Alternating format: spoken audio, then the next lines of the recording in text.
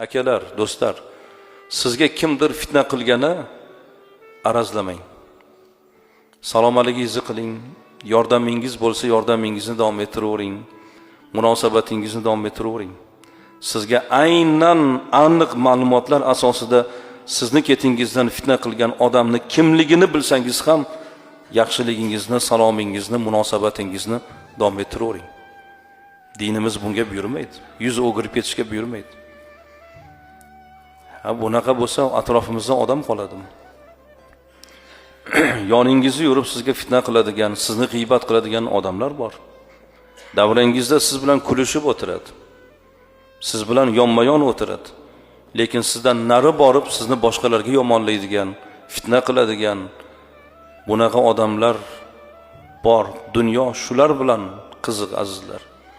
Hamma narsa joyida bo'lsa, biz qanday qilib